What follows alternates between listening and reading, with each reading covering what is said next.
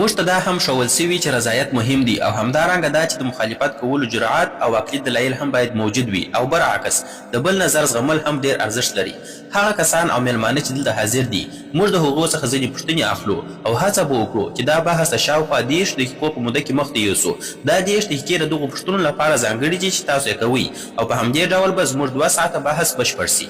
دلته 2 یا 3 بنسټیزې خبرې دي چې موږ باید پرې پوه سو. موږ باید ډېر احتیاط وکړو په ځانګړي ډول د هر ډول شعاري خبرو او احساساتي نارو څخه. لازمه نه ده چې موږ پکښې ګډون وکړو ځکه هیڅ شور او بېنظمي نسته.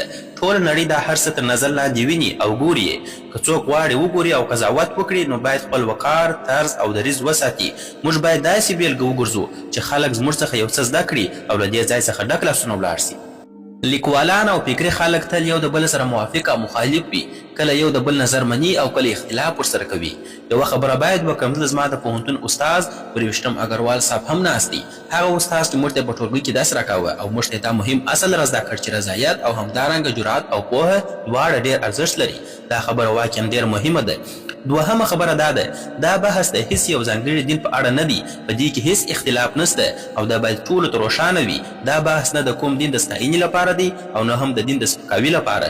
نو که څوک دلته د همدې نیت سره راغلي وي، زه غواړم هغوی ته ډاډ ورکړم چې تش لاسونه به له دې ځای څخه ستانه سي. په دې بحث کې د دیني نښو او سمبولونو ډېر استعمال سوی دی او د دې 2 کسانو په اړه هم خبرې کوو.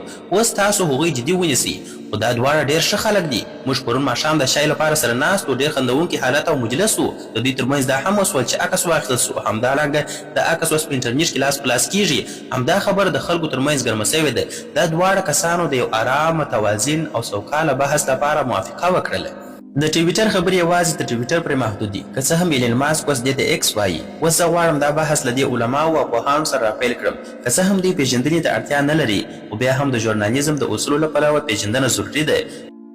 زموږ سره مفتي شمعل ندوي صاحب موجود دی، یو اسلامي عالم او علمي شخصیت دی. له کلکتې سره تړاو لري. هغه د واهن فاونډیشن بنسټ ایښودونکی دی، د لکنو ښار اوسېدونکی دی او د معتبرو دیني مدرسو له ډلې څخه د دارالعلوم له دولة العلماء څخه فارغه سوی دی. هغه ټولنیزې زده کړې هم کړي دي. په ټولنیزو رسنیو کې فعاله ونډه لري. په عامو فرمونونو کې تدریس کوي، فکري بحثونه کوي. او زموږ سره بل جاوید اختر صاحب دی. جاوید اختر صاحب یو نامتو شاعر لیکونکی، سندره ویونکی او نثر لیکونکی دی. د فلمونو لپاره مکالمې هم لیکي او ګڼ مشهورې سندرې هم لیکلي دي. تر دې هاخوا هغه د علمي تفکر، عقلانیت او د الحاد ښکاره بیلګه دی چې د الحاد په اړه پراخ نظر لري. ښاغلو، د ټولو دا پوښتنه چې آیا خدای سته، هر څوک هڅه کوي جواب یې پخپله پیدا کړي.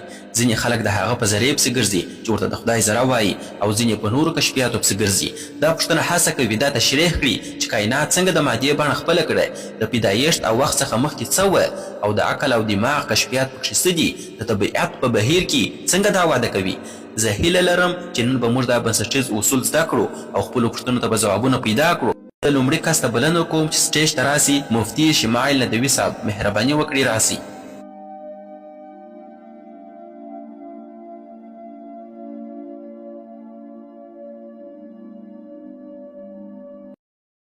ټولې ستاینې د هغه خالق لپاره دي چې دا کائنات د یو ټاکلي هدف او موخې لپاره پیدا کړي دي. ښاغلی جاوید اختر صاحب او ښاغلی سراب داودي صاحب او محترمو اوریدونکو او درنو میلمنو، مننه چې تشریف مو راوړی دي. د نن ورځ مباحثه ځکه مهمه ده چې د خدای په شتون موضوع باندې ده او په دې موضوع به موږ او تاسو خبرې کوو. دا داسې یوه موضوع ده چې د هغې لپاره بېلابېل معیارونه شتون لري چې په هغه باندې باید بحث وسي. او د بحث د پیل څخه مخکې دا ډېر ضروري ده چې موږ دا روښانه کړو چې نن به په دې موضوع کې کوم معیار سم ګڼل کیږي او کوم معیار به ناسم ګڼل کیږي. لومړی معیار چې زما په آن زه تاسو ته وایم هغه ساینس دی چې جاوید اختر صاحب هم دې موضوع ته په ډېرې چټکۍ سره مراجعه وکړي او جاوید اختر صاحب ساینس موږ مخ ته ډېر ژر کښېږدي. حال دا چې ساینس په حقیقت کې د خدای د شتون د مستقیم ثبوت یا د هغه د انکار لپاره معیار نسي کېدلی. د دې معیار ساینس نسي کېدلی. دا ولې؟ دا خبره زه نه درته کوم بلکې د ساینس متخصصین دا خبره کوي. د ساینس ملي اکاډمي وایي ساینس هغه لارې او وسایل نه لري چې د خدای شتون ثابت یا رد کړي. دا پروسې او وسایل ساینس نه لري ځکه ساینس په تجربوي شواهدو ولاړ دی.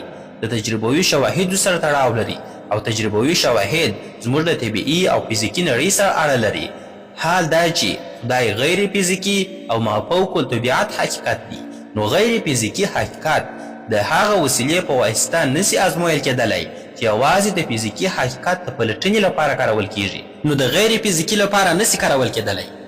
له همدې امله په نننۍ مناظره کې به د خدای د شتون د ثابتولو یا ردولو لپاره له علمي شواهدو کار وانخیستل سي او نه به هم علمي شواهد او نه هم ساینسي شواهد ومنل سي. دوهم معیار کېدای سي وحی وي، یعنې دا چې د وحی له لارې دا ثابته کړو چې آیا خدای سته که نسته، خو دا معیار به هم نه منل کیږي. دا ولې؟ ځکه چې وحی زما له نظره د پوهې یوه معتبره سرچینه ده، خو زموږ د محترم جاوید اختر صاحب له نظره دا د پوهې معتبره سرچینه نه ده، هغه یې نه مني. نو له همدې امله به نن زه په دې مناظره کې د هیڅ دیني کتاب یا مذهبي کتاب څخه هیڅ یو متن وړاندې نه کړم تر څو هغه د جاوید اختر صاحب لپاره د منلو وړ نه وي. نو هیڅکله به داسې مذهبي څه وړاندې نه کړم چې د جاوید اختر صاحب لپاره د منلو وړ نه وي. دریم معیار چې کېدای سي مطرح سي هغه مشاهده ده، یعنې یو څوک ماته ووایي خدای موږ ته وښایاست، که خدای سته نو هغه ماته ښکاره کړه، یا دا چې د خدای د شتون لپاره تجربوي شواهد موږ ته وړاندې کړه. دا د ناسمو او غلطو وسایلو کارول دي، دا په حقیقت کې د ناسمې وسیلې کارول دي. دا داسې ده لکه جاوید اختر صاحب چې له ما څخه وغواړي مفتي صاحب د فلزي شي څخه ماته پلاستیک جوړ کړه، د دغه فلزي شي څخه ماته پلاستیک جوړ کړه چې په اصل کې پلاستیک د فلزي شي څخه لاسته نه دی راغلی. نو دا د ناسمو او غلطو وسایلو کارول دي چې په دې بحث کې به مطرح نسي، او د دې غوښتنه کول دا ماشومانه غوښتنه ده. نو زما په آن د خدای د شتون لپاره د تجربوي شواهدو غوښتنه کول یوه ماشومانه غوښتنه ده، او زموږ محترم جاوید اختر صاحب تر دې پړاو ډېر مخکې تللی دي. نو اوس یوازې یو معیار پاتې کیږي او هغه معیار عقل او منطق دی، یعنی د خدای شتون به یا د عقل له لارې ثابت کیږي یا به د عقل له لارې رد کیږي. خو دا چې دا موضوع ډیره مهمه او حساسه ده، نو منطقي دلایل هم باید داسې وي چې قطعي او روښانه وي، نه مبهم او پټ چې د خلکو فکرونه ور خراب کړي. داسې وي لکه 2 او 2 چې 4 کیږي، دومره واضح او روښانه به وي چې په منطقي ډول رد کېدل یې ممکن نه وي. د بیلګې په توګه که موږ ووایو محترم ښاغلی سراب یو انسان دی او ټول انسانان شعور لرونکي موجودات دي، نو پایله دا سوه چې ښاغلی سراب هم شعور لرونکی موجود دی، انسان دی. آیا دا مبهم یا پټ دلیل سو؟ نه، قطعي او روښانه دلیل سو. دا قطعي دلیل دی، دومره روښانه لکه 2 او 2 چې 4 کیږي او په منطقي ډول رد کېدلی نسي. نو که نن زموږ جاوید اختر صاحب د خدای د شتون په اړه داسې کوم عقلي او منطقي دلایل وړاندې کړل چې قطعي وي، روښانه وي، نو زه دلته اعلان کوم چې زه به خامخا هغه دلیل ومنم او زه به پر هغه غور وکړم. خو له دې سره دا وړاندوینه هم کوم چې داسې هیڅ کوم قطعي دلیل هیڅوک نسي وړاندې کولی چې د خدای شتون نه ثابت کړي.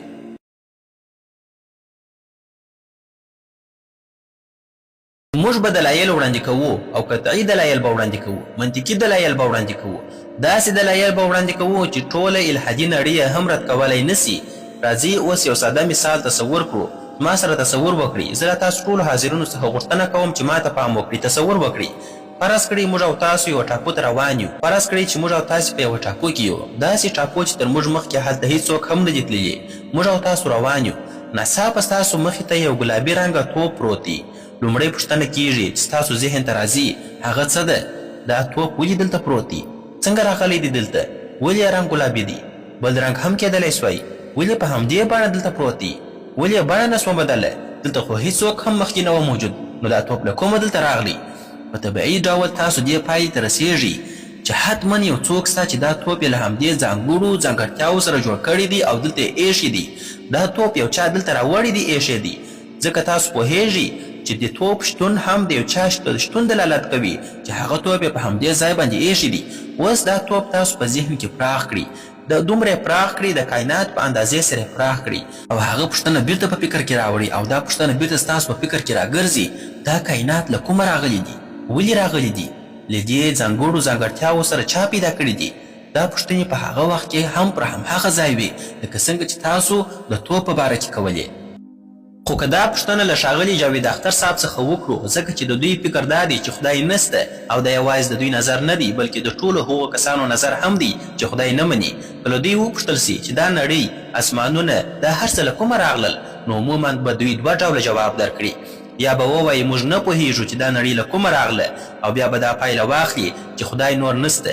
دا ډول دلیل ته ویل کیږي د ناپوهۍ پر بنسټ ولاړ دلیل، یعنې ځکه چې زه نه پوهیږم نو هغه شی نسته، دا سمه طریقه نه ده. یا به دا جواب درکړي، دا به ووایي دا نړۍ په خپله جوړه سوه، نه دا چې یو چا جوړه کړې ده. که دا خبره سمه وي نو بیا نو هغه توپ چې موږ مخکې یاد کړ هغه به هم پخپله جوړ سوی وي. خو کله چې موږ یو توپ ووینو هیڅوک دا خبره نه مني چې دا توپ پخپله جوړ سوی دی، بلکې ټوله وایي دا حتما یو چا جوړ کړی دی. خو همدا خبره چې د توپ لپاره نه منل کیږي بیا د ټولې نړۍ لپاره منل کیږي، دې ته ړوند قضاوت وایي، ړوند باور وایي، یعنې داسې خبره منل چې ثبوت نه لري. بله خبره دا ده چې ښاغلي جاوید اختر صاحب دا هم ووایي چې په پخوا زمانو کې خلک د طبیعي پیښو په علت نه پوهېده. کله چې به برېښنا پرېوتله ویل به یې چې دا د خدای کار دی، او کله چې به باران ورېده ویل به یې دا هم د خدای کار دی. نو کله چې ساینس دا شیان تشریح کړل نو خدای ته اړتیا پاته نه سوه. دې خبرې ته وایي یعنې هر ځای چې انسان نه پوهېده هلته به یې د خدای نوم اخیسته.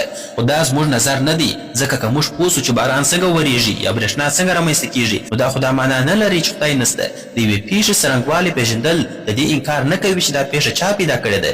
زه به پر دې موضوع وروسته نور بحث هم وکړم. زه دا تمه هم لرم چې ښاغلي جاوید اختر صاحب احساساتي خبرې هم وکړي، لکه دا چې وبه وایي که خدای سته نو بیا ولې په دې نړۍ کې ظلمونه، دردونه او غمونه سته. خو دا احساساتي دلیل دی، نه عقلي. احساساتي دلیل د حقیقت د معلومولو لپاره سمه لاره نه ده.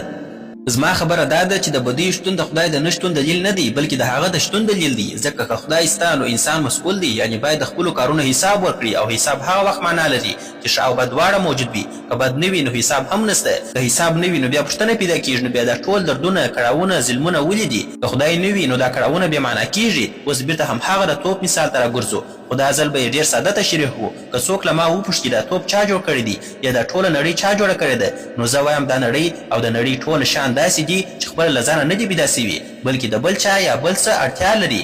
د ټولو شیانو ته په فلسفه کې پر بل ولاړ شیان ویل کېږي، یو پر بل ولاړ شیان، یعنې دا شیان چې خپل وجود یې د بل چا له برکته وي. دا نړۍ له ځانه نه ده پیدا سوې. که څوک وایي په نړۍ کې داسې شی سته چې بل چا ته اړتیا نه لري، نو زه ترې پوښتنه کوم چې ما ته دې وښیي، موږ به فکر پر وکړو. نو کله چې موږ ګورو چې دا نړۍ او هر څه چې په دې نړۍ کې دي، کوم شیانو یادونه چې موږ مخکې وکړله، هر څه چې په دې نړۍ کې دي، دا ټوله شیان چې په دې نړۍ کې دي یو بل ته اړتیا لري، نو زموږ عقل دا حکم راته کوي چې باید یو داسې ذات موجود وي چې بل هیڅ شي ته ضرورت ونه لري، بل هیڅ شي ته اړتیا ونه لري. هغه ذات چې نه شتون یې ناشونی وي، ځکه که هغه نه وای نو دا ټول شیان به هم نه وای، دا کائنات به هم نه وای، په دې دنیا کې چې څه شیان دي دا به ټوله نه وای. که څوک بیا دا پوښتنه وکړي چې هغه ذات بیا چا پیدا کړی دی چې هیڅ شي ته ضرورت نه لري، هیڅ شي ته اړتیا نه لري، نو دا پوښتنه ناسمه ده. ځکه که هغه هم پیدا سوی وای نو بیا به هغه هم اړتیا درلودلی، پر بل چا به تکیه درلودلی، بل چا ته به ضرورت درلودلی، او دا لړۍ به هیڅکله پای ته نه وای رسېدلې. عقل دا خبره نه مني. نو باید یو داسې ذات وي چې له پیله موجود وي، تل موجود وي، بې نیازې وي، هیڅ شي ته ضرورت ونه لري، بل چا باندې تکیه ونه لري، پر هر څه برلاسې وي، ځواکمن وي، پوه وي، او پر هر څه باندې برلاسې درلودونکی وي، او پر هر څه باندې بنسټ ایښودونکی وي، د هر څه جوړونکی وي، پر هر څه باندې برلاسې وي، او د هر نظم او قانون ټاکونکی وي. ځکه دا نړۍ په ډېر نظم ټاکلو، قوانینو او دقیقې اندازې سره روانه ده. دا نظم بې له پوه او ځواکمن جوړونکي نسي کېدلی، او دا ځواکمن ذات او پوه ذات همدا هم هغه ذات دی چې موږ یې خدای بولو. مننه. زه د دې دلایلو وروسته د جاوید اختر صاحب څخه غوښتنه کوم چې د جواب لپاره سټیج ته راسي. مهرباني جاوید اختر صاحب.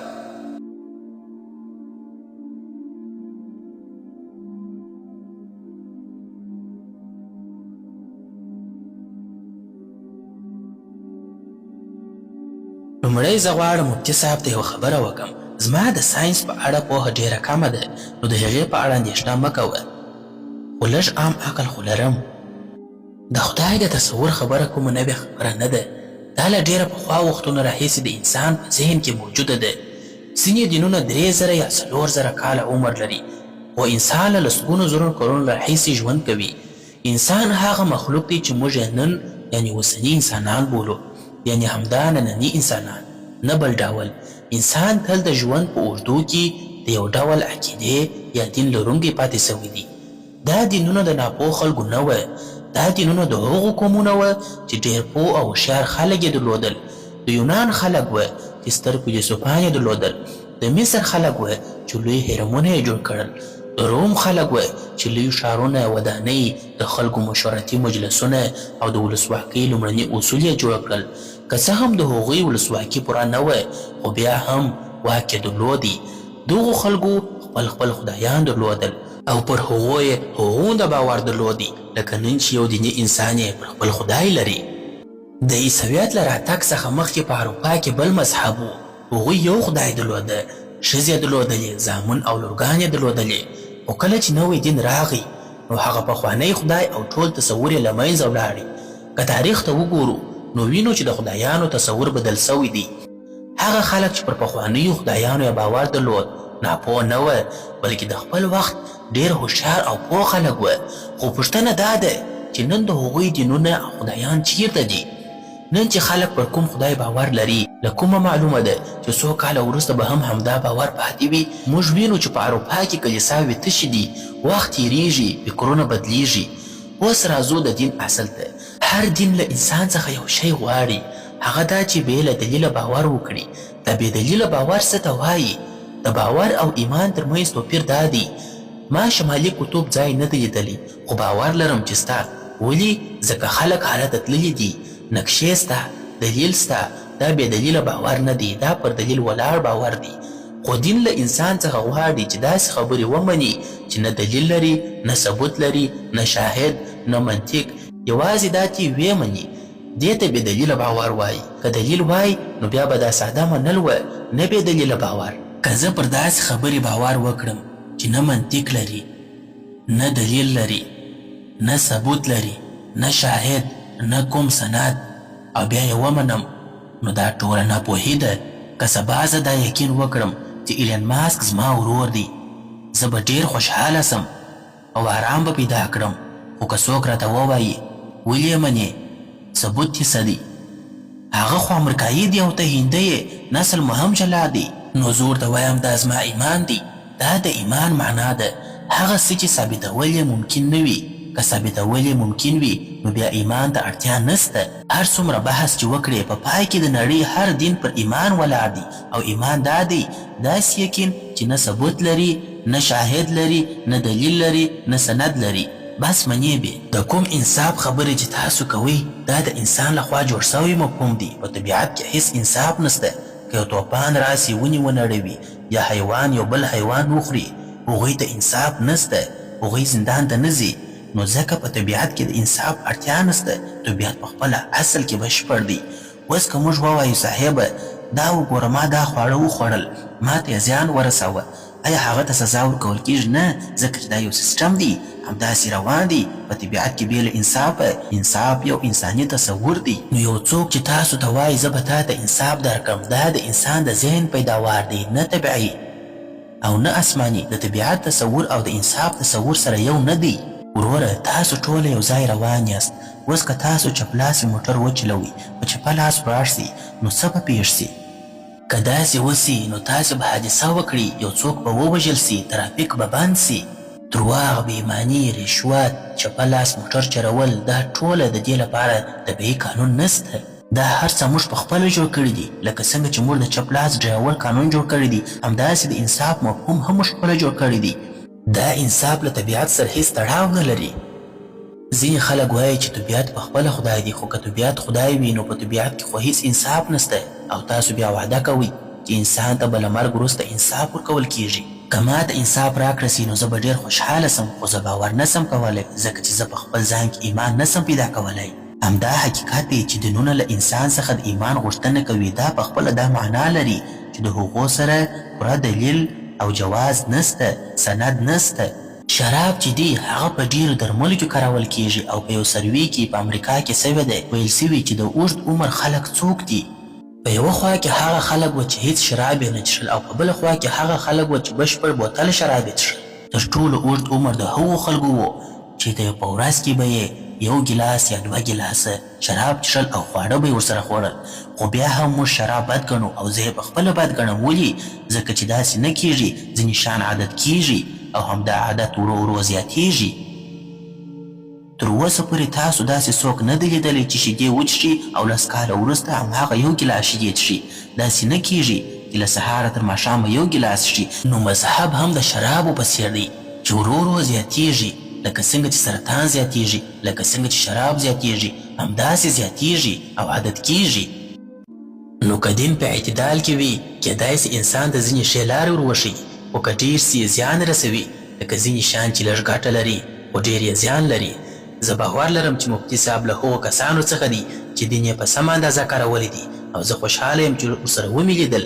خو که نړۍ ته وګورو نو ډېرې بدمرغۍ د هغو خلکو له لاسه سوي دي چې ځانونه یې ډېر دیني معرفي کړي دي. اوس ما وخت پوره سو. مننه.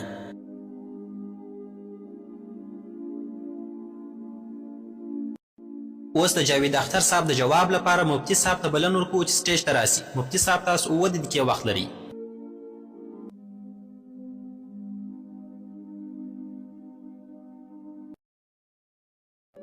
لومړی خو مننه او تر هر څه مخکې د محترم جاوید صاحب خبره را اخلم. جاوید اختر صاحب وویل چې خدای پانی دی ځکه ډېر مذهبونه راغلل او لاړل. ځینو خلکو یوه سیاره خدای وبله، ځینو بل څه. زما خبره دا ده چې هر څوک چې کوم محتاج او تړلی شی خدای وبولي په خطا کې دي، ځکه محتاج شی خدای نسي کېدلی، هغه خدای نه دی، خدای کېدلی نسي هغه. موږ دلته د هغه ذات د ثابتولو لپاره ناست یو چې وجود یې حتمي دی، چې هیڅ شی پر ولاړ نه دی بلکې هر څه پرې ولاړ دي. موږ د هغه اصل خبره کوو چې تلپاتې له پیله موجود او بې پایه دی. موږ د بل چاره ثابتولو لپاره نه یو راغلي. دوهمه خبره دا وسوه چې ایمان او باور څه ته وایي. د ایمان دا تعریف نوی نه دی، دا خبره مخکې هم سوې ده. دا لومړی ځل نه دی چې دا تعریف وړاندې کیږي. دا خبره مخکې یو مشهوره لیکوال هم کړې ده او زه پوهیږم چې دا خبره له کومه راغلې ده. د پوهې له پلوه تاسو نسي کولی ایمان او باور داسې جلا کړي. ایمان هم سم کېدای سي او هم ناسم، باور هم همداسې هم سم کېدلی سي او هم ناسم. هر هغه ایمان چې د عقل، دلیل او نښو پر بنسټ ولاړ وي هغه سم ایمان دی. او که څوک د داسې ایمان خبره کوي چې بې عقلي وي او هیڅ دلایل ورسره نه وي نو موږ هم د همهغه خبرې سره موافق یو. موږ هم داسې ایمان نه منو. موږ د هغه ایمان منونکي یو چې تر شا یې عقل وي او نښې وي. نو لکه څنګه چې باور سم او ناسم کېدلی سي، ایمان هم سم او ناسم کېدلی سي. نن زموږ بحث دا نه دی چې ایمان او باور کې توپیر څه دی. نن خبره دا ده چې حق څه دی. که څوک باور ومني که ایمان، اصل خبره دا ده چې کوم یو سم دی او کوم یو ناسم دی. ناسم ایمان څه دی؟ ناسم باور څه دی؟ همدا زموږ د بحث موضوع ده. بله پوښتنه دا وسول چې که دین او ایمان حماقت نه وي نو حماقت څه شي دی؟ زما په آن تر ټولو لوی حماقت دا دی چې څوک خدای نه مني. دا تر ټولو لویه ناپوهي ده. د دې مثال داسې دی، تصور وکړئ چې تاسو پر سړک روان یاست، یو باغ ته ننوځئ او هلته ووینئ چې په ګلانو لیکل سوي دي زه د جاوید اختر سره مینه لرم. اوس پوښتنه دا ده آیا تاسو به ووایئ چې دا لیکنه په خپله جوړه سوې ده؟ چا جوړه کړې ده؟ نه، دا په ښکاره ډول یو جوړښت دی او د هر جوړښت د شا یو جوړونکی سته. نو که څوک دا ساده خبره نه مني چې دا دومره منظم کائنات چې په ډېر دقیق ډول روان دي په خپله جوړ سوي دي، زما په آن له دې څخه لوی حماقت او ناپوهي بله نسته. دا خبره بېعقلي ده. بیا وویل سول چې ته په توپ تمرکز کوې نه پر ټاپو. خو زما د توپ مثال همدا د دې لپاره دی چې وښیم ټاپو چا جوړه کړې ده. توپ هم محتاج دی، ټاپو هم محتاج ده. دواړه د هغه ذات غوښتونکي چې په خپله محتاج نه وي. وروسته دا هم وویل سول چې په طبیعت کې انصاف نسته. موږ په خپله پرېکړه کوو چې اخلاق څه دي او انصاف څه دي.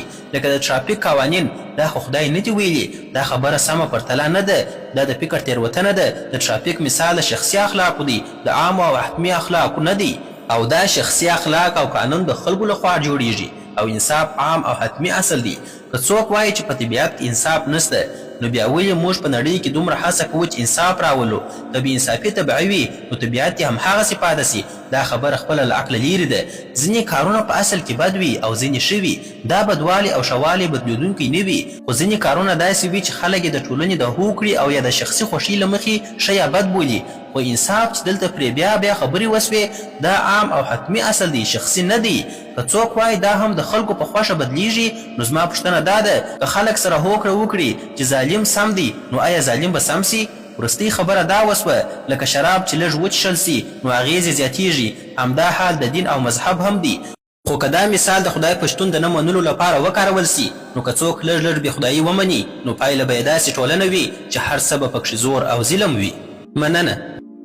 اوس د مفتي صاحب د جواب لپاره جاوید اختر صاحب ته بلنه ورکوو چې سټیج ته راسي. مهرباني.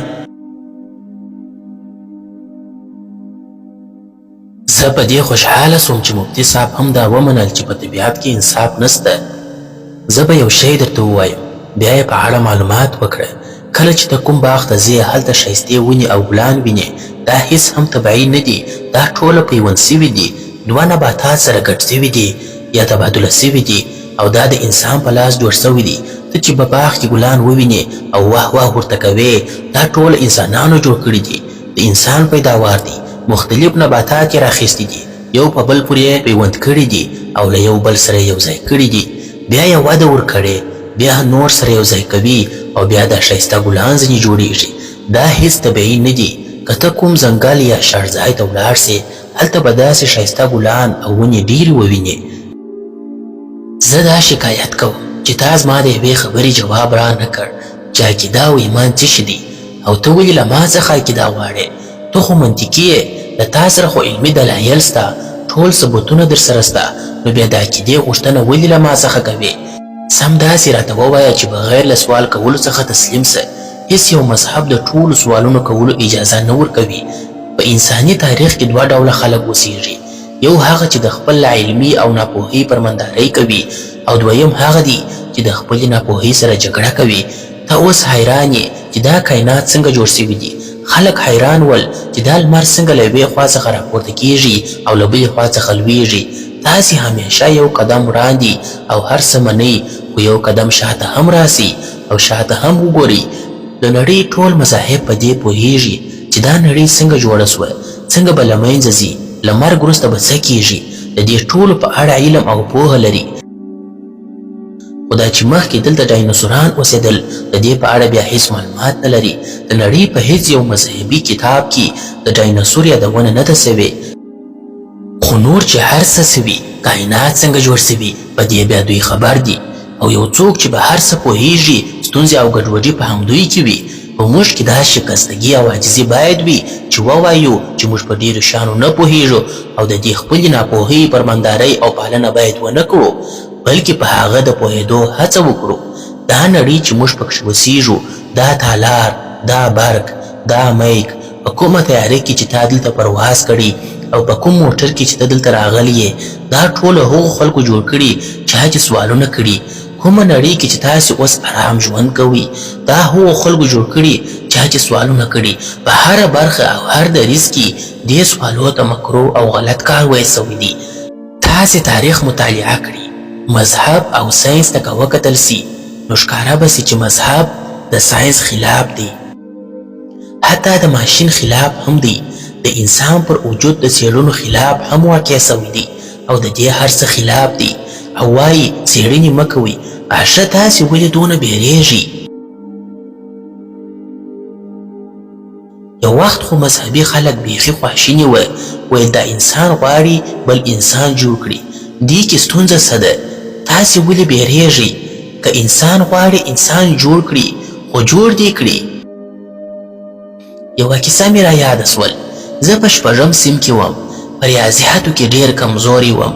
یو ښوونکی راته وګمارل سو، هغه به ماته 1 2 3 4 5 6 7 داسې یو څه را زده کړل. مفتي صاحب زما هغه ورځ هیڅ نه هېرېږي چې له ما څخه پوښتنه وسول چې 1 ضرب 2 څو کېږي، 3 ضرب 4 څو کېږي. ما چې ویل سر به مې په دا منځ پټاو سي، دونه سخت وه لکه یو څوک چې راته ووایي په دې دیوال ننوځه. خو زه نن پر دې خبره خاندم چې دا څومره ساده څه زما لپاره ولې دومره سخت وه. نن ډېرې خبرې د ذهن لپاره حیرانونکې دي او ته حیرانېږې هم، خو وروسته به دا هر څه ډېر عادي درته ښکاري. انساني تاریخ همدا دی. دومره ژر پرېکړه مه کوئ، یو څه عاجزي اختیار کړي. ووایاست چې په دې ځینې شیانو موږ نه پوهېږو، نه دي راته معلوم. په دې ویلو خو هیڅ نه کیږي. دا کائنات څومره دي، له څه وخت څخه دي، تر څه وخته پورې به وي، و موږ ته نه دي معلوم. خو تاسې یې په اړه پرېکړه کوئ چې څه وخت جوړ سوي دي. ستاسو له حسابه چې څه وخت همدا کائنات جوړ سوي دي. تر هغه زرګونه او کروړونه کاله مخکې ستاسو خدای څه کول؟ همداسې ارام ناست و، بیا یو نظر ورته پیدا سو چې راسه کائنات جوړ کړه. تاسې وایاست چې خدای له همیشه څخه سته او کائنات جوړ سوي دي.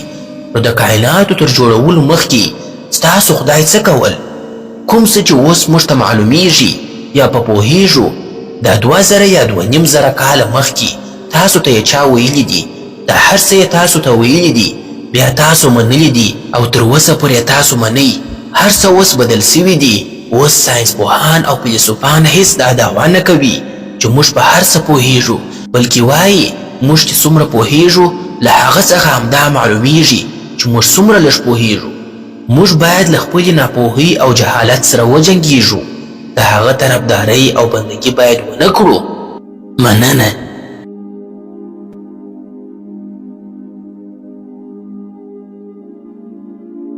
اوس د جاوید اختر صاحب د جواب لپاره مفتي صاحب ته بلن ورکوو چې سټیج ته راسي. مهرباني وکړئ مفتي صاحب.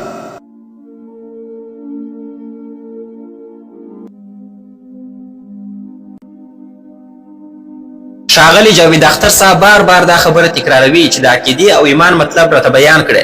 ما د عقیدې مطلب درته بیان کړی. عقیده سمه هم کیدای سي او غلطه هم کیدای سي، خو موږ نن د عقیدې په اړه بحث نه کوو.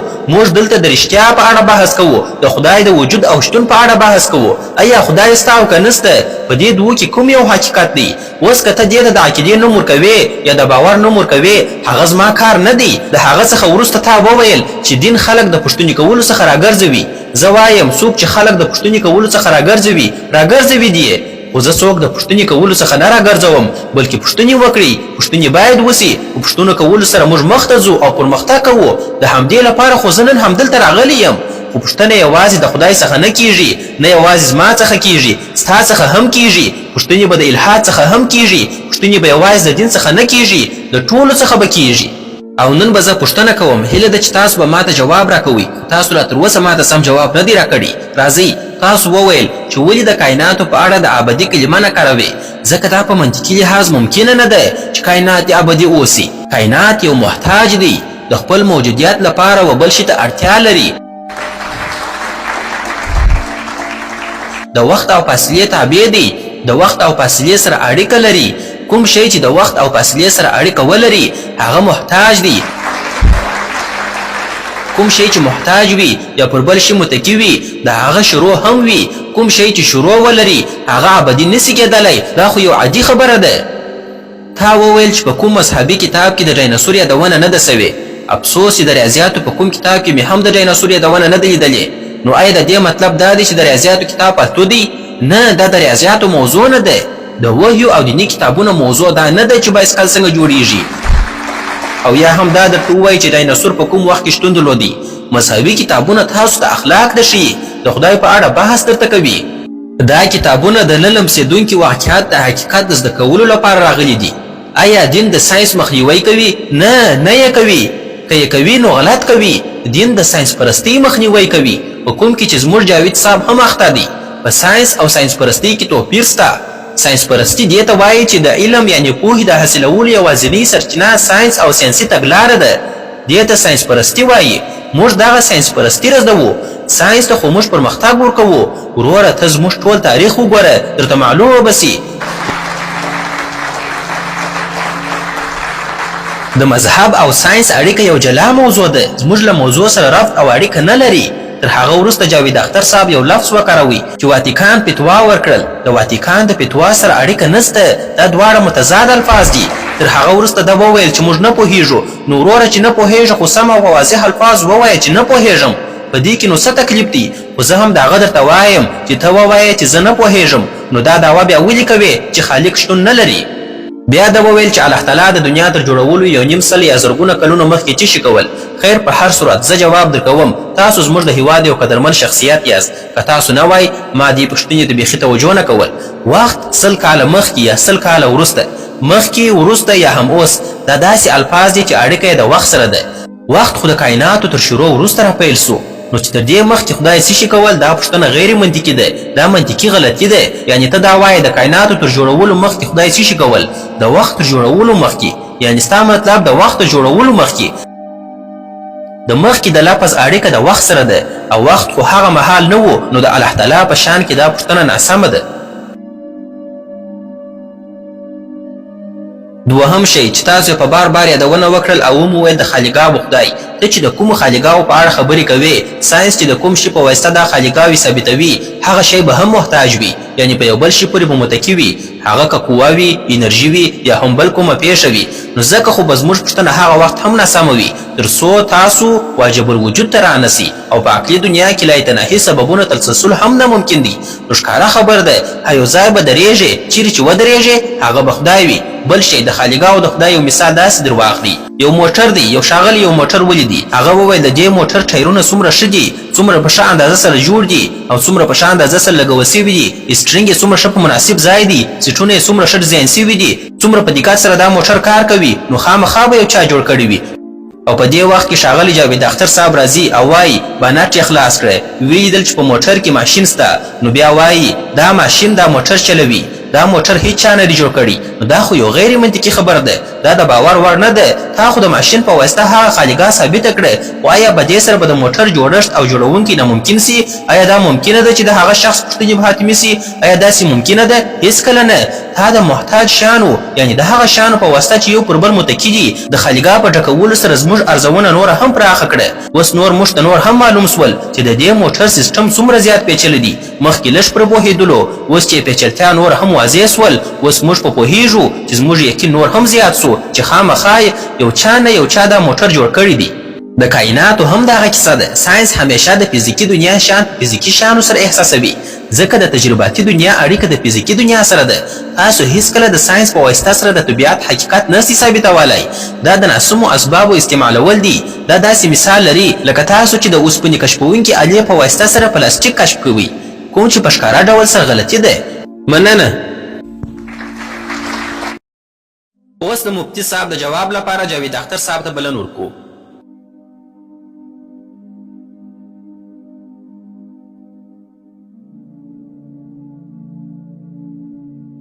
لومړی به زه دا درته ووایم تا وویل چې کائنات نه وه نو وخت هم نه و هیڅ نه وه څنګه نه وه خدای و خدای موجود و که خدای و نو وخت هم و دا چې تا وویل چې زما سره منطق سته او ستا سره هم منطق سته نو ثابته یې کړه د خدای ثابتول خو زما کار نه دی برټراند رسل ډېره ښه خبره کوي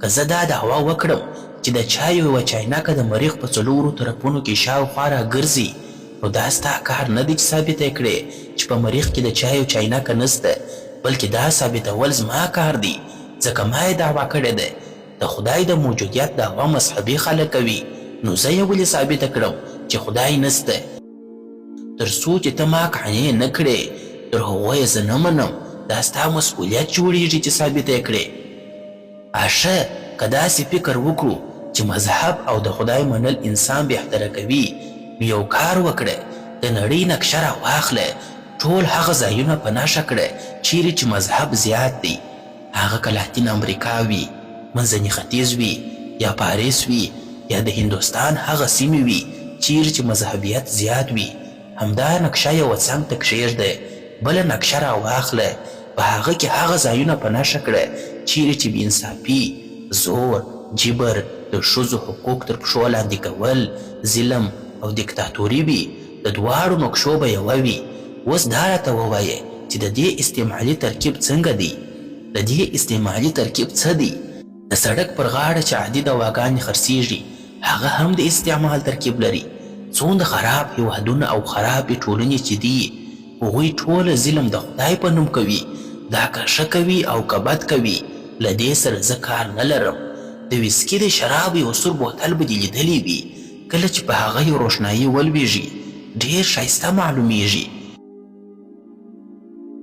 په دې کې هیڅ ستونزه نسته ځکه هیڅ چاته یې تاوان نه رسیږي خو د همدې شرابو استعمال بیا غلط دی د مذهب تصور غلط دی استعمال یې غلط دی تل غلط وي انساني تاریخ وګوره اوس هلته وګوره نړۍ وګوره هندوستان وګوره څه روان دي عقیدې والا او د خدای منونکي خلک څنګه خلک دي آیا هغوی خلکو ته انصاف ورکوي آیا ښه انسانان ځینې جوړ سوي د دې دوا ګټه څه شي ده که دا دوا ګټه کوي خو زه به یې هم استفاده کړم خو زه د دې دوا هیڅ ګټه نه وینم که کوم انسان مذهبي وي او ښه انسان وي زه د هغه بیخي ډېر احترام کوم ځکه زما دا فکر دی چې د مذهبي کس ښه کېدل زما تر ښه کېدو ډېر سخت دي.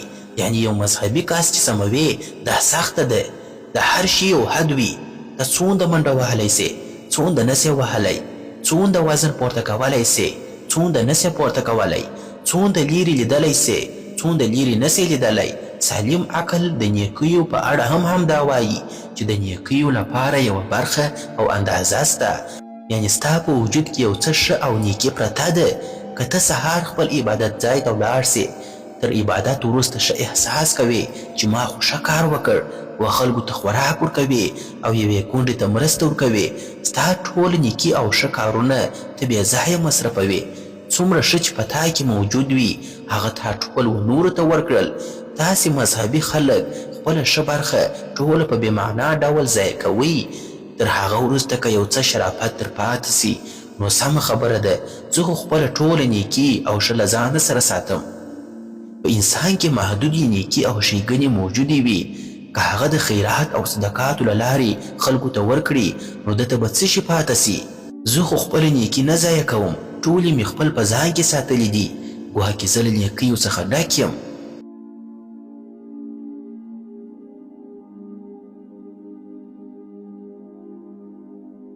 له جاوید اختر صاحب څخه ډیره مننه.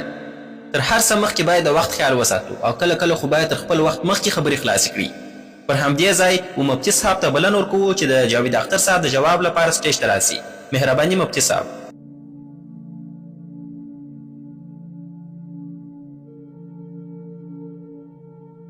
اصلي ستونزه دا ده چې جاوید اختر صاحب سم نه دی پوه سوی. یعنې د خدای د ذات صفاتو او وجود په مفهوم باندې سم پوره نه پوهیږي. جاوید اختر صاحب وایي که د کائناتو د خلقت تر مخه خدای و نو وخت هم باید وایي. ګوره وخت د کائناتو جز دی. یو عجب الوجود باید بې زمانه وي ځکه هغه خپله د وخت جوړونکی دی. نو هغه څنګه باید پر وخت وي؟ که هغه فضا جوړه کړې وي نو هغه به خپله څنګه په فضا کې موجود وي؟ که هغه د وخت او فضا پابنده وي نو بیا به وخت او فضا څنګه جوړه کړي؟ نو دا خبره غلطه ده چې خدای و نو وخت هم باید وي. بالکل نه. د وخت پابنده موږ یو، هغه نه دی. موږ په فزیکل نړۍ پورې تعلق لرو او هغه مابعد الطبیعه واقعیت دی چې بې زمانه موجود دی. وخت اړتیا نه لري. دوهم څه جاوید صاحب د چای د چاینکي مثال ورکړ چې په هوا کې ګرځي او حواله یې د برټراند رسل باندې ورکړل. ستونزه همدا ده چې موږ د شیانو ترمنځ توپیر نسو کولی. تا چې کوم مثال ورکړ همدا یو تصور او خیال دی او زه چې څه ثابتوم د منطق او عقل له مخې لازمي حقیقت دی. د تصور او خیالاتو له مخې خو هر څه ویلی سو. مثلا په مشتري سیاره کې یو ګلابي پیل دی یا بل څه او بل څه. د دې په کائناتو څه؟ په دې سره ته دا هر څه نسې ثابتولی. زه تا ته بنیادي علت وایم یا واجب الوجود بیانوم چې د هغه بغیر د کائناتو خلقت هیڅ امکان نه لري. بله یادونه دې د مذهب او ساینس وکړل چې مذهب ساینس چلوي. همدا زموږ موضوع نه د اختر صاحب. که پر دې بحث کوم نو وخت له لاسه ورکوم. مذهب او ساینس زه هیڅکله شاته نه پرېږدم او نه په سپکه او کمه سترګو ورته ګورم. بله خبره جاوید اختر صاحب د نقشې په اړه وکړه چې تاسې نقشه در واخلي او وګورئ چې کومو ځایونو کې مذهب دی هلته به بېانصافي، ظلم، دیکتاتوري او جبر او زور وي. ښاغلي جاوید اختر صاحب همدا کار ما کړی دی. ما یوه دانه نقشه د منځني ختیځ او یوه دانه د اروپا نقشه راواخیستل. د منځني ختیځ نقشه مذهبي سیمه وه او د اروپا نقشه د لیبرالو او ملحدینو سیمه وه. تر ټولو ډېر ظلم، جبر او د زنا قضیې د لیبرالو او ملحدینو په نقشه کې وې. د ملل متحد د راپور له مخې درته وایم. دا معلومات زه له خپله کوره نه راوړم بلکې د یو این یا ملل متحد د راپور له مخې درته وایم. په اروپایي هیوادونو کې چې د لیبرالو او ملحدینو سیمه ده 81% کارګر طبقه ښځې د جنسي تاوتریخوالي سره مخ دي. خو په منځني ختیځ کې دا شی نسته ځکه هغه مذهبي سیمه ده. بله خبره تا وکړه چې د یو مذهبي انسان لپاره ښه انسان کېدل زما په پرتله سخت دي. یعنې یو مذهبي کس نسبتا و تا ته په سختۍ سره ښه انسان کېدای سي او ته تر هغه ښه انسان یې. د دې مطلب دا دی چې له خدای څخه علاوه له تا سره هم د ښه او بد معیار سته. زه غواړم چې په محاوروي ډول د سوال او جواب په توګه پر همدې موضوع له تا سره وروسته بحث وکړم. په دې موضوع به له تا سره وروسته بحث کوم. اوس د مفتي صاحب د جواب لپاره جاوید اختر صاحب ته بلنه ورکوو. مهرباني وکړئ.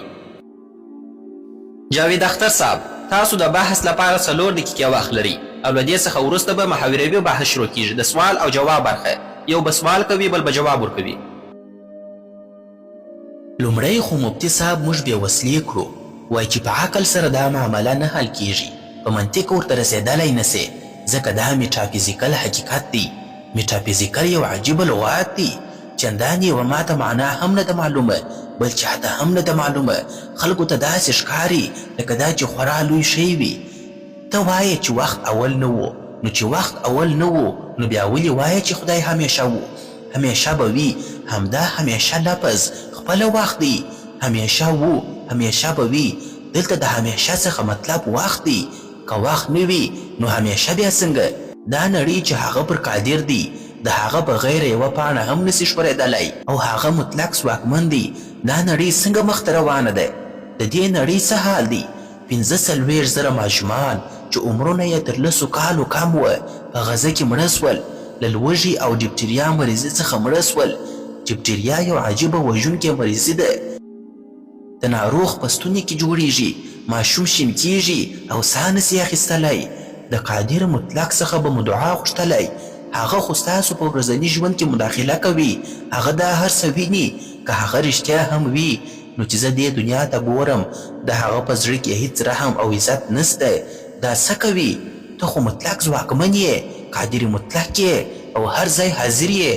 ته خو هلته غزه کې وې، تا لیدل چې غزه کې ماشومان څنګه مړه کېدل. اوس ته غواړې زه ستا عبادت وکړم؟ تر تا خو هغه زموږ صدر اعظم لا ښه دی چې یو څه پاملرنه کوي. تاسې د چا عبادت کوئ؟ دا نړۍ له بې انصافۍ، ظلم، جبر او تشدد څخه ډکه ده. دا مه وایاست چې هغه هر څه ویني او یو ورځ به ووایي او یوه ورځ به حساب کوي. که هغه هر څه ویني مداخله نه کوي نو بیا تاسې دعاګانې ولې غواړئ؟ تاسې په دعاګانو کې ورته وایاست چې زما دغه کار راوکړه. د دې معنا دا ده چې هغه مداخله کولی سي، هغه و تاسې ته دنده درکولی سي، بل کس ته یې نه ورکوي ځکه تا دعا کړې ده. نو چې هغه تا ته دنده درکولی سي، د لور واده دې کولی سي او زوی ته دې ګرین کارټ اخیستلی سي، لږ تر لږه خو دې دا ماشومان له مرګ څخه هم وژغوري. که د دې نړۍ کوم مالک وي او مطلق ځواکمن چلوونکی ذات وي نو بیا به دا نړۍ همداسې روانه وي. زه خو غواړم چې داسې څوک نه وي. که داسې څوک هم وي نو بیا دا بیخي د شرمندګۍ خبره ده. مننه. له تاسو ټولو څخه ډیره مننه. اوس موږ او تاسو د مناظرې دویم پړاو ته داخلیږو. له دې پړاو وروسته له تاسو ټولو مېلمنو څخه پوښتنې اخیستل کیږي، که یې له مفتي صاحب څخه کوئ که یې له جاوید اختر صاحب څخه کوئ. په دغه دویم پړاو کې مفتي صاحب او جاوید اختر صاحب به د یو بل څخه پوښتنې کوي. اوس شروع د مفتي صاحب څخه کوو. مهرباني مفتي صاحب پوښتنې مو شروع کړئ. ډیره مننه. د جاوید اختر صاحب څخه زما پوښتنه دا ده، تاسو د کنټینجنسي ارګومنټ په اړه څه فکر کوئ؟ ایا تاسو د علتونو لامحدوده سلسله منئ؟ که د اړین وجود شتون منئ، ځکه یوازې دوه اختیاره ستاسو په مخ کې دي، یا به د علتونو لامحدوده سلسله منئ او یا به هم د اړین وجود شتون منئ. د هغه وجود شتون چې تر هر څه ځواکمن دی او بل هیڅ شي ته اړتیا نه لري. نو ستاسو په مخ کې دوه اختیاره دي. په دې دوو کې تاسو کم یو منئ؟ کم یو ته اولیت ورکوئ؟ لومړی خو زه صادقانه وایم، زه د کنټینجنسي په کلمه باندې سم نه پوهیږم او هغه انګلیسي لغاتونه او کلمات لږ ماته پیچلي ښکاري. ایا تاسو کولی سئ چې په ساده ژبه زما څخه په دې اړه پوښتنه وکړئ؟ هو بالکل، زه کولی سم چې تاسو پوه کړم. د کائنات هر څه کنټینجنټ دي. دا معنا لري چې د خپل شتون لپاره په بل څه پورې تړلي دي. کنټینجنټ دا معنا لري چې د خپل شتون لپاره په بل څه پورې تړلي دي. کوم څه چې تړلي وي په بل څه پورې هغه مستقل نسي کېدلی، نو یوه وجه لري. اوس تاسو پوه شولاست په دې باندې لامحدوده سلسله نسته. تاسو باید په یو اړین موجود پسې ودرېږئ. نه، هیڅ اړتیا نشته چې موږ په یو داسې موجود پسې ودرېږو. څوک وایي چې باید ودرېږو؟ تاسو خو پر خدای باور لرئ. تاسو وایاست چې خدای له پخوا څخه سته، له هغه وخت څخه چې وخت هم نه و. نو بیا تاسو ولې وایاست چې کائنات نسي کولی له پخوا څخه وي، یعنې له وخت څخه مخکې وي؟ ولې دا نه منو چې دا کائنات بلکې ټوله کائنات تل موجود و؟ دلته یو تصور سته، بلیک هول، هر هغه څه چې بیرته ځان ته راکاږي بیا چاودنه ورکوي، بیا کائنات خپریږي. موږ انسانان خو ډېر کوچني یو. موږ یوازې 50 یا 60 کاله ژوند کوو، خو کائنات د کروڑونو کلونو عمر لري. د دې لوی کائنات پر پرتله زموږ هیڅ ارزښت نه ښکاري. نو دا پوښتنه کول چې دا کائنات ولې جوړ سوي او ولې داسې دي، ښایي بې ځایه وي. کائنات روان دي خپریږي خو موږ نه پوهیږو چې ولې دا کائنات چې خپریږي چیرته روان دي ولې خپریږي بس موږ ته همدا بس دي نوره پوښتنه مه کوه کوم ستوري چې موږ د دوربین له لارې ګورو هغوی دومره لیرې دي چې زموږ له ژوند سره هیڅ تړاو نه لري نو بیا دا ټول ولې جوړ سوي که دا نړۍ د انسان لپاره جوړه سوې وي نو ولې دومره لویه ده ولې دومره شیان سته چې موږ ته هیڅ ګټه نه لري ځینې خلک وایي چې دا ټول د انسان لپاره جوړ سوي دي خو دا خبره سمه نه ښکاري که څوک دا دعوه کوي نو باید ثبوت وړاندې کړي د دې هر څه ثبوت ورکړي اختر صاحب آیا تاسو غواړئ د مفتي صاحب د کانټینجنسي ارګومنټ جواب ورکړئ یا تاسو غواړئ چې د مفتي صاحب څخه یو بله پوښتنه وکړئ ځکه چې دا د یو بل څخه د پوښتنو کولو دور دی تشریحي دور تیر سو زما پوښتنه دا ده ځینې خلک وایي دا ټول د انسان لپاره جوړ سوي دي خو دا خبره سمه نه ښکاري که څوک دا دعوه کوي نو باید ثبوت ورکړي زه ولې ومنم که ثبوت نه وي دا خبره برټراند رسل هم کړې وه څوک چې دعوه کوي ثبوت یې راوړي هغه چې مفتي صاحب په ټوک راواړول اوس د دین خبره راځي خدای په یو دین کې نه بلکې په ډیرو دینونو کې پیغامونه ورکړي دي خو په دغو دینونو کې یو د بل سره اختلاف هم سته په یو دین کې یو کار روا دی په بل کې ناروا دی نو د ټول د یو شان نه دي نو پوښتنه دا ده دا ولې داسې دي کله ناکله داسې فکر راځي که خدای رښتیا سته ولې ځان نه ښکاره کوي ولې خبرې نه کوي لکه د فوټبال په یو فاینل لوبه کې چې هم د تلویزیون څخه کتل کیږي او هم په میلیونونه خلک ورته ناست وي او په همدې میدان کې خدای ووایي زه خدای یم نو ټول خلک به یې واوري او خبره به یې حتما ومنل سي نو ولې دا هر څه پټ دي ولې نه ښکاري ولې روښانه ثبوت نسته که موږ پوښتنه کوو چې کائنات څنګه جوړ سول نو ولې دا پوښتنه نه کوو چې خدای څنګه سته خدای څنګه موجود دی تاسو وایاست خدای له پخوا څخه نه دی سمه ده نو خو بیا ولې کائنات له پخوا څخه نسي کېدلی ولې له پخوا څخه یعنې له وخت څخه مخکې نسي کېدلی خدای قادر دی هر څه کولی سي خو بیا دا نړۍ ولې داسې ده چې بې ګناه ماشومان پکښې وژل کیږي که په قیامت کې انصاف کیږي نو هغه ماشوم چې په بم وژل کیږي انصاف به کله ترلاسه کړي مهرباني مفتي صاحب زه جواب درکوم تاسو چې د دین په اړه کومې خبرې وکړلې کومه یادونه چې مو وکړل دا د وخت لپاره پرېږدم نن وخت کم دی زه چمتو یم چې وروسته بحث درسره وکړم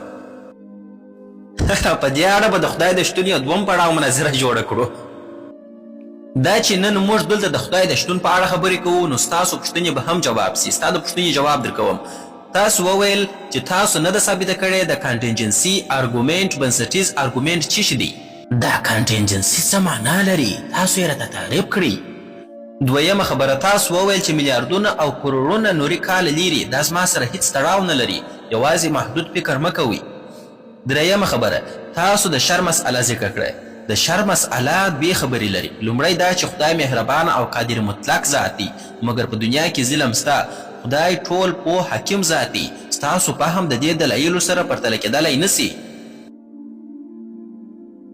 نو اوس دلته دوه خبرې سولې لومړی خدای یوازې قادر مطلق او مهربان ذات دی دویم په دنیا کې د شر شتون بې دلیله دی حقیقت دا دی چې ټول انسانان دنیا ته د امتحان لپاره راغلي دي او د هر انسان امتحان په جلا جلا طریقه اخیستل کیږي که چیرې شر په دنیا کې موجود وي د شر شتون د انسان د ازمایش لپاره دی د انسان د شرافت او پرمختګ لپاره دی که شر نه وي ازمایش څه معنا لري له همدې امله شر هم د خدای جوړ سوی دی خو اصلي شر هغه دی چې انسان د خپل آزاد ارادې سره کوي د مثال په توګه د تیری قضیه د انسان د آزاد ارادې پایله ده نه د خدای خدای د آزاد ارادې نظام جوړ کړی دی څوک چې غلط کار کوي سزا به ورکول کیږي او بل تاسو وایاست خدای ژوند او مرګ ورکوي دا غلطه خبره نه ده خدای د آزاد ارادې نظام جوړ کړی دی چې له دې لارې انسان ته مرګ او ژوند ممکن دی تاسو وایاست خدای یوازې مسؤل دی انسان مسؤل نه دی دا تاسې څنګه خبرې کوئ آیا هر ځای کې به د شرافت او خیر ثابتولو لپاره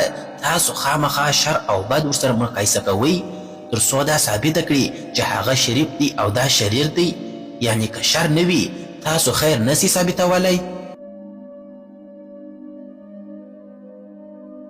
ګوره اختر صاحب یو استاز په یو امتحان کې په یو پارچه کې غلط او صحیح دواړه انتخابونه یو شاګرد ته ورکړي دي که شاګرد د صحیح پر ځای باندې غلط انتخاب کړي په دې سره استاز نه دی ملامت بلکې شاګرد ملامت دی بالکل هم داسې ده چې الله تعالی شر او بد د امتحان لپاره پیدا کړي دي خو په دې سره هغه نه بد کیږي بلکې هغه څوک بد بلل کیږي څوک چې دغه بد اختیار د ځان لپاره غوره کوي چاړه جوړونکي بد نه بلل کیږي بلکې هغه څوک بد بلل کیږي څوک چې همدغه چاړه بد استعمالوي دا بد ځکه بد دی چې خلک ورته بد وایي اوس جنسي تیری ځکه بد دی چې خلک ورته بد وایي که په یو ټولنه کې خلک جنسي تیري ته سم کار ووایي نو آیا په هغه ټولنه کې جنسي تیری کول سم کار دی هو بالکل اختر صاحب په جرمني هیواد کې نازیان ډېر وه هغوی نسل وژنې ته سم کار وایه آیا ستاسو په نظر هغوی سم کار کوه نه چې په ټوله دنیا کې نه چې په ټوله دنیا کې اکثرت و یو کار ته سم ووایي نو هغه کار به سم بلل کیږي که غلط ووایي غلط اختر صاحب په ټوله دنیا کې خو اکثره خلک خدای هم مني نو بیا ته ولې خدای نه منې